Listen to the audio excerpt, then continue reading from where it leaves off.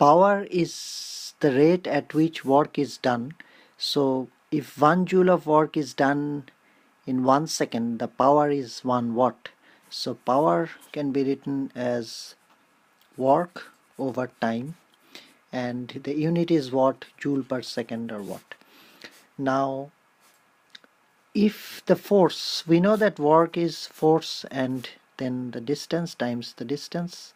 So if the object is, so what I will do first, I will manipulate this one. So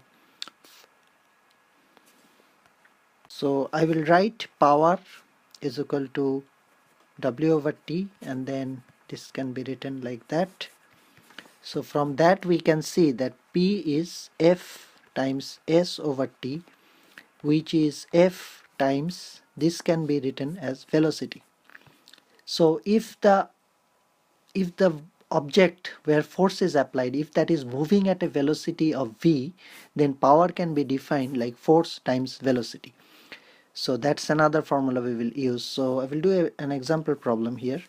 A mass of 12 kilogram is raised at 0.5 meter per second. Find the power needed. So the mass is given 12 kilogram and it is raised at this velocity 0.5 meter per second. So meter per second.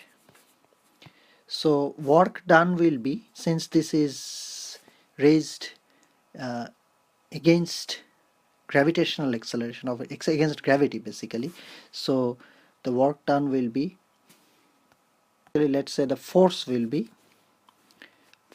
essentially will be mg, which is weight. So that will be the force. So our power will be force times velocity. So m times g times v. So 12 times 9.8 times 0.5. All units are in the same unit system. So this is kilogram, this is meter per second square, and this is meter per second. So 58.8 watt. That will be the power. So we have always we should always check, we have to always check what are the units, what of any quantity given, so that we can do it correctly. So in physics problem, always we have to be careful about the units, whether it's an MKS, FPS, or CGS. So yeah.